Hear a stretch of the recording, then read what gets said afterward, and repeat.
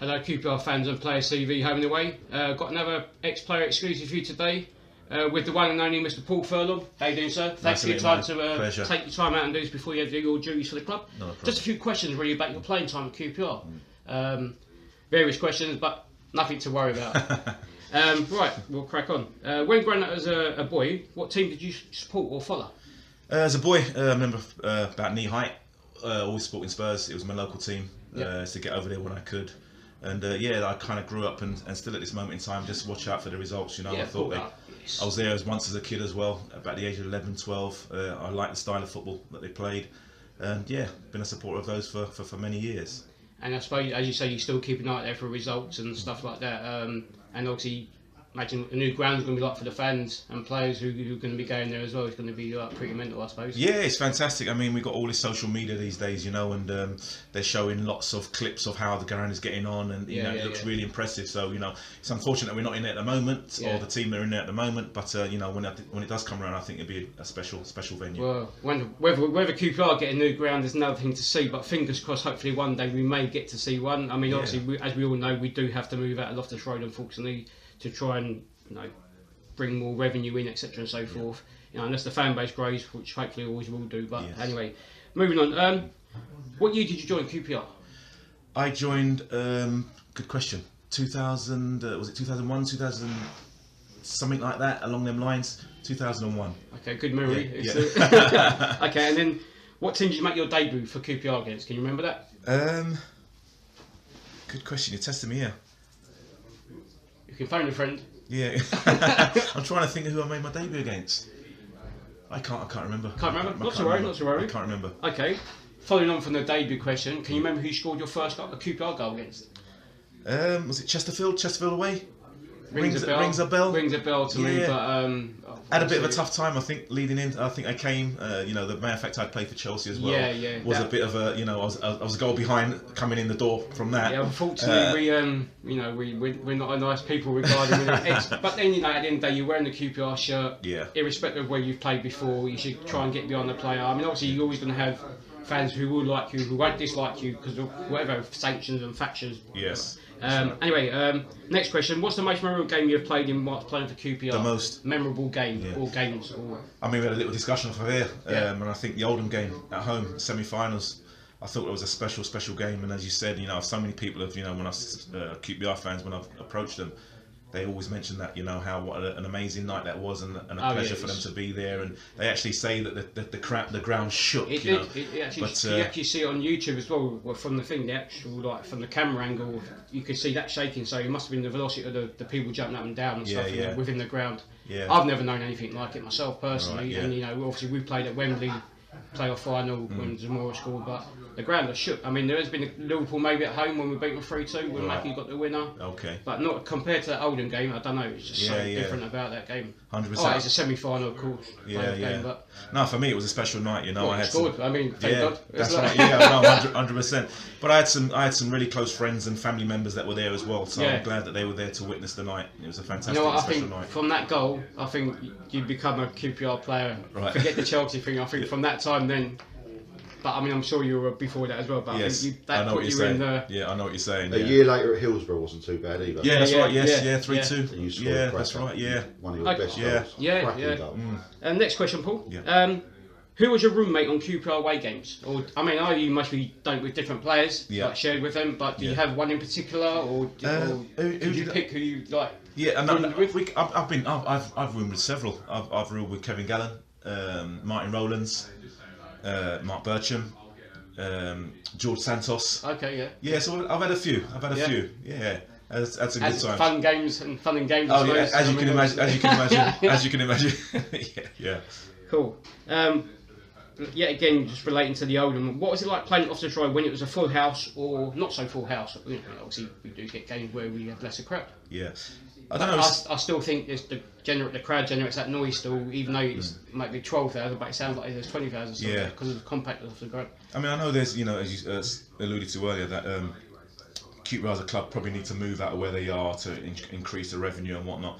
But I tell you one thing with the playing at Loftus Road, because it's a tight venue, the fans are almost on the pitch. Yeah. You know, they speak about games under the lights. Do you know what I mean? And you know, it's a special place to play under the lights. You get a game there Tuesday evening or whatever, and the fans are in there. It's definitely a rocking atmosphere, you know, and it's one that the players really relish, because the supporters, they're right behind you, and almost making up that 12th man when you're playing out there. Yeah, I mean, even though people complain about the ground being like, you know, it's outdated, etc. and so forth, you see it and stuff, and even the away fans, but you just can't beat it. It's the compactness of it, and then the tight, and then players are so close to the fans and vice versa.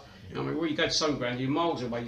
I mean, obviously that's unfortunately the way it is. Yes, that's right. Yes, but I suppose that's QPR's unique thing of like being so close, and the tightness of the ground. The atmosphere just feels like it's double the amount when it's like really. That's right. Yeah, I mean, we can make it a hostile environment for any opposition team coming. You know, with not only the players but with the fans as well. It's a fantastic. I feel sorry for the bigger fans, because obviously it is a bit cramped in there. Yeah, that's right. What can you do? Anyway, next question. Couple more to go, if that's all right, mate. That's fine. Do you keep in contact with any of your ex-teammates from your playing days whilst at QPR before social media and now with social media? Not really.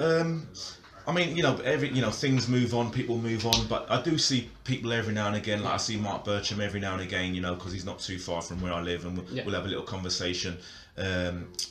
Matthew Rose, people like that I've spoke to since I've left. Okay. George Santos. Yeah. So every so often you'll meet these guys. Yeah. Sometimes where I'm finding that I'm meeting these guys is when I go on courses. So obviously I'm coaching now and get involved in different courses. Likewise, they're doing coaching badges and stuff. That's right. Themselves to maybe go on the next ladder of their careers and stuff, maybe step up into coaching like yourselves and stuff. That's right, yeah. So I get to see them on occasions like that, which is nice. Which is good to see, which is good to see. I suppose, like for the fan, like any normal person as well. Like if you haven't seen an old school mate, you might bump into them. Obviously, but with social media these days, it's much easier to find people unless they're literally not on it at all and they've done a different world kind of thing. And I mean, even when you go back to like and what the great job Andy Sinton's doing for the club, for the Forever Ours, so bringing back old players, so that's been fantastic for me to see some of the old boys it's great come to back. see. I mean, it's obviously I've done Andy myself and Wayne, and they're great. It's just doing a great job, like the rest of the guys who I mean, it's good to see the ex-players getting involved. That's right. And it's because they understand how the fans feel as well to a degree, I suppose. 100%. What teammate had the worst dress sense at QPR whilst playing for QPR? Who could I say that would be? Was there lots? No, there was lots, but one I'd have to pick out, I think, would be Gino Padula. Okay. Gino Padula. So he was a good-looking chap, wasn't he? Do you know what I mean? Had the hair, and he, what can I say? He never understood English when he made a mistake. But if he'd done a fantastic pass or he put one in the top bins, the English was very good. But when he made a mistake and you got onto him, I don't understand. But he was a good friend of mine. I got on really well with him here. Yeah. But I'd have to put him down as worst dressed. Okay, mate. I actually done an interview with him before the Nottingham Forest game, before he got inducted into Forever Ours. Yeah.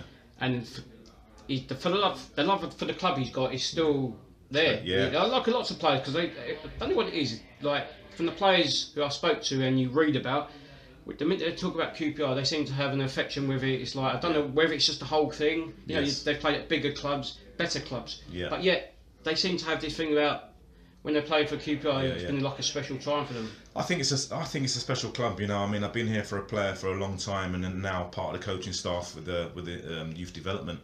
But it's a special club. When you look at the kit, like I say to the boys all the time, like when you put this kit on, it's like not any kit. Like you can go out to a field and you can see the hoops from a mile and know that that's QPR. Do you know what I mean? The kit is very unique in my opinion. Yeah, I think maybe because as we know yourself, like we've got lots of fan bases in like Sweden and Scandinavia and places like that, and I wouldn't mind speaking to them guys to see why. I mean, there's been better teams and stuff, but is it the kit? As you say, is it a kit thing? Maybe it might be. Anyway, just one last question, if you don't mind, please, mate. Yeah. Can you give us an overall summary of your time spent playing for QPR, to myself and to obviously the fans? Yeah. Well, listen, I've had some great times, but I will go back to the very first time I came. Obviously having played for Chelsea and not being 100% fit, because playing for Ian Holloway at the time when I came in, he demanded you run around, and I don't mean that obviously you got to run around when you play football, but the level and fitness that he wanted, he spoke about 4 seconds the opposition have the ball and we got to hunt that ball down, we got to get the ball back as quick as we possibly can. When I think when I first came in, I wasn't fit enough to do that, allied with being a centre forward and not scoring goals at the time. It was going for a difficult time. But I persevered with the help of my teammates, with the help of Ian Holloway. And I knew I would eventually turn things around, and I think that I scored away at Chesterfield, and I do believe from that day I think the pendulum started to swing, and I then managed to score a bit more regular. Yeah. And you know, when I left the club, it was like an emotional time, as you would expect. Been there for about 5 seasons. Scored some good goals, I believe. Played in some memorable matches. Yeah, there was. So I'd like to think that I've been able to give a bit back to the fans. Well, you are actually now by doing the coaching with the kids, so which is That's good. Right. Hopefully, you can produce some players like yourselves and put them out there for the first team in years to come. Yeah, I mean, there's been a couple that have gone through already, which is nice. But I've had some fantastic times at the club as a player, and I just want to progress now in terms of being a coach. Like yourself with your boy, hopefully the stature he'll get to the same level, if not better. I mean, how far do you think he'll go with QPR? Or I mean, listen. Obviously he's played in the first team. He's been out obviously injured and stuff. And as you said, he's coming. As Chris said, he's on his way back, which is good to see because I do like him as a player. Yeah. I remember his debut at Holloway, Joey Barton, and that incident. Right. Yes, good thinking by Barton. Even though Barton got sent off, but whether Darnell would have been sent off. But that's it. But anyway, that's it for me, ladies and gents. I'd just like to thank Paul Furlong for taking time out to do this interview with us. That's it for me, DJ Ranger for Qpr Fans and Players TV, home and away. Can I just ask one question? Yeah, sure. Having read Mark Prince's book, he speaks very kindly of you. Yeah. As a human being, as Kyan's, coach or whatever, stuff like that. What are your recollections of Mark at school and of Kyan as a young man playing for Rangers? First and foremost, I didn't really actually coach Kyan, but I knew of him. Yeah. And it's funny, when the news broke, the surname Prince kind of rang a bell, but didn't really sort of take anything of it. And it wasn't until all the media coverage and it being on the news that I found out it was actually one of my friends that I used to go to school with, Mark Prince. But going to school with Mark was he was a good lad. He was a strong lad.